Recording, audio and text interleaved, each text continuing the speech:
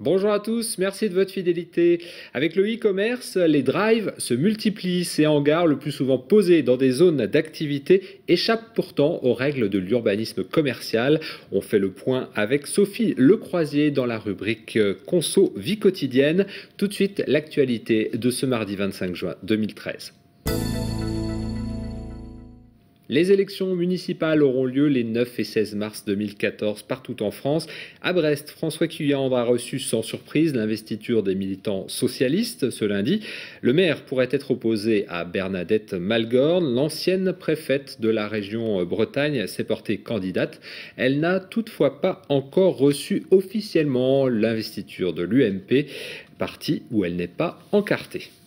Les grandes vacances approchent, mais dans les écoles, on prépare déjà la rentrée prochaine et la semaine à 4 jours et demi. Les journées seront raccourcies pour laisser du temps aux ateliers sportifs ou artistiques. Les communes doivent financer ces nouvelles activités périscolaires de fin de journée, mais du côté des écoles privées, la mission est délicate. Le financement n'est pas assuré. Le point avec Pauline Ferco. Passer de 4 jours à 4 jours et demi d'école chaque semaine, une réforme qui paraît simple en théorie, mais qui s'annonce bien compliquée à mettre en place, en particulier du côté des écoles privées. En effet, dans le Finistère, seuls 9 des 47 établissements catholiques appliqueront cette mesure dès la rentrée 2013. C'est le cas de l'école Notre-Dame du Sacré-Cœur à Guipavas. Puisque la commune de Guipavas avait fait ce choix, nous étions partants pour effectuer également ce choix, parce qu'on estime que l'on ne veut pas créer de différence au sein de la commune et plus particulièrement dans la situation scolaire des enfants. Je savais aussi pouvoir compter sur un appui de la municipalité, ce qui fait qu'on était quand même dans une situation relativement plus facile que beaucoup d'autres établissements. Un appui de la commune, c'est effectivement l'élément déclencheur pour la mise en place d'un nouveau rythme scolaire. À Landerneau, par exemple, la situation est bien différente. En cause, le financement des activités périscolaires qui doivent être instaurées en fin de journée. À l'heure actuelle, la commune de Landerneau n'a pas la capacité financière à aider les écoles privées. Nous devrions demander aux parents en moyenne 10 € par élève et par mois, en plus de ce qui se fait actuellement. Si on arrivait à ça, je crains très fortement que nous arrivions à un système éducatif à 2 vitesses. À 2 vitesses au sein d'une même ville, si les établissements privés et publics ne s'accordent pas sur un même rythme. À 2 vitesses aussi sur l'ensemble du territoire, les communes les plus riches proposant un plus grand choix d'activités périscolaires. Quoi qu'il en soit, à la rentrée 2014, tous les établissements devront avoir trouvé une solution. 5, c'est notre chiffre du jour. 5 ans, c'est la durée estimée pour le démantèlement partiel de la centrale de Brennilis. L'ASN, l'autorité de sûreté nucléaire, a communiqué ses conclusions ce lundi. En fait, le démantèlement partiel doit avoir lieu dans les 3 ans qui viennent, comme le prévoit l'arrêté ministériel de juillet 2011. Pour le démantèlement total du cœur de la centrale de Brennilis, EDF table plutôt sur 2020. La centrale de Brennilis a été mise en service en 1967. Elle s'est arrêtée en 1985. L'année dernière, 50 à 60 000 tonnes d'algues vertes se sont échouées sur les rivages bretons, considérés comme un fléau. Ces algues pourraient devenir de l'or vert. En ce moment, des tests de ramassage en mer ont lieu avec un drôle d'engin sur la plage de La Palue, sur la commune de Plonévé-Porzay. Christophe Boucher a assisté à cette expérimentation.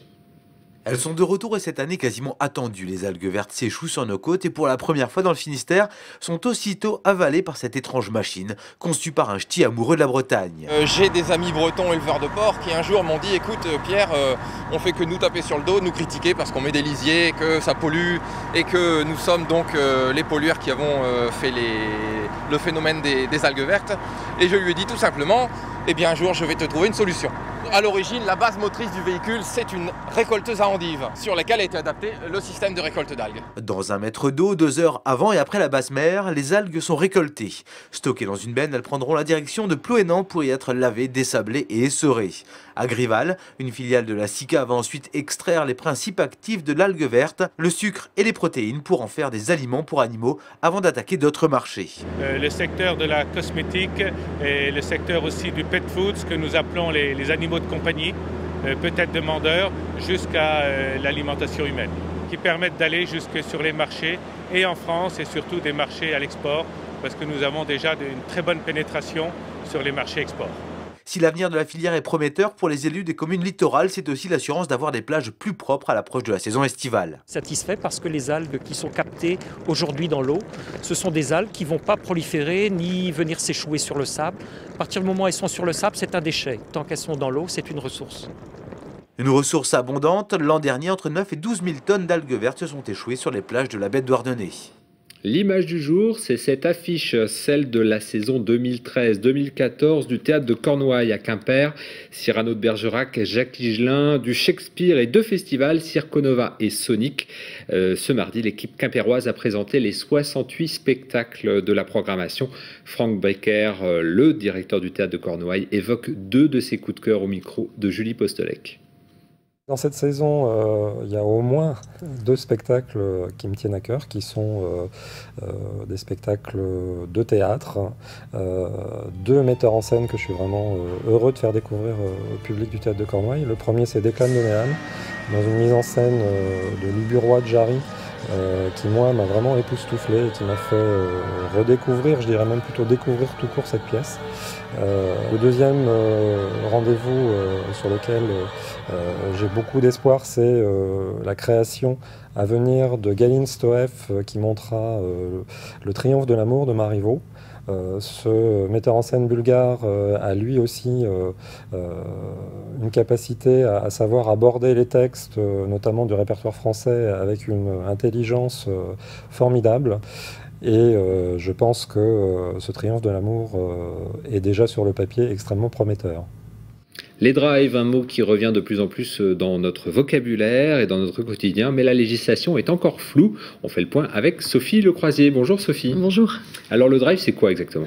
C'est tout simplement faire ses courses sur Internet et une fois qu'on a passé commande, on peut aller retirer ses produits 2 heures après ou alors un peu plus tard aussi en fonction de ce qu'on souhaite. Ils sont nés de la démocratisation d'Internet et du e-commerce dans les années 2000. En Finistère, les 2 premiers ont été implantés à Saint-Tenant et à Quimper. C'était en 2009. Et aujourd'hui, il y a combien de drives alors dans le département du Finistère ? Il y en a 58 répartis de la manière suivante, surtout aux abords des grandes villes. L'enseigne U propose l'offre la plus grande, et puis ensuite Leclerc, Intermarché, Géant Casino et enfin Carrefour. Alors les drives vont pousser comme des champignons, mais ça fait polémique en ce moment parce que la législation n'est pas la même pour tout le monde. Exactement, les implantations de drives ne sont soumises à aucun accord de la Commission départementale d'aménagement commercial, CDAC, contrairement aux grandes surfaces classiques.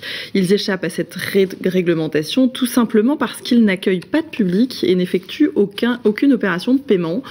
Ils peuvent donc s'implanter très vite, il suffit d'un permis de construire. La ministre du Commerce, Sylvia Pinel, présentera d'ici fin juin au Conseil des ministres un plan commerce. Évidemment, elle souhaite qu'il soit soumis aux mêmes règles que les supermarchés.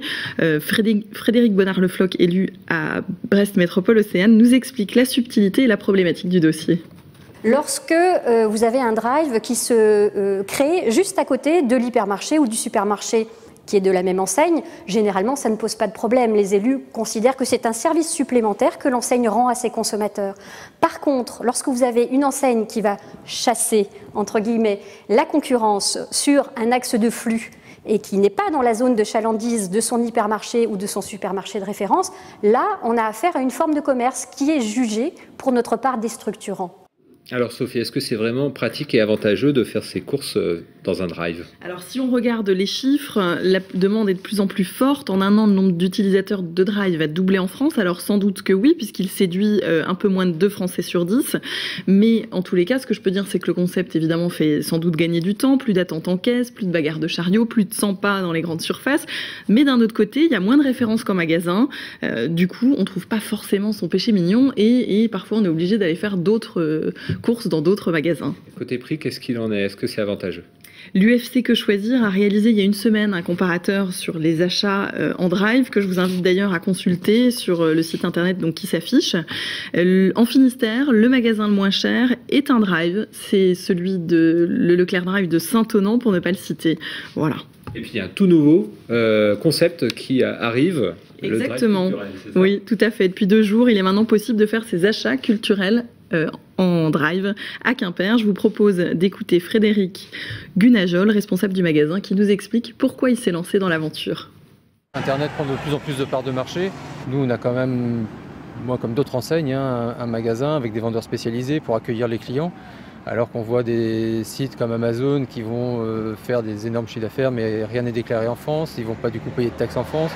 C'est notre approche et ça choque personne. Donc nous, on s'est dit, il faut nous apporter un service ici, sur notre ville, sur notre région et faire fonctionner et assurer des emplois aussi. Donc il fallait à tout prix qu'on ait des sites internet. Ce qui s'est passé pour Leclerc avec le lancement il y a 15 jours du site. Et puis après, nous, le drive n'est qu'un service du site internet derrière. Voilà, le drive culturel à Quimper. Merci beaucoup Sophie de nous avoir fait le point sur ces drives. Merci beaucoup de nous avoir suivis. On se retrouve demain à 18h15 pour un nouveau point sur l'actualité. Bonne soirée et à demain.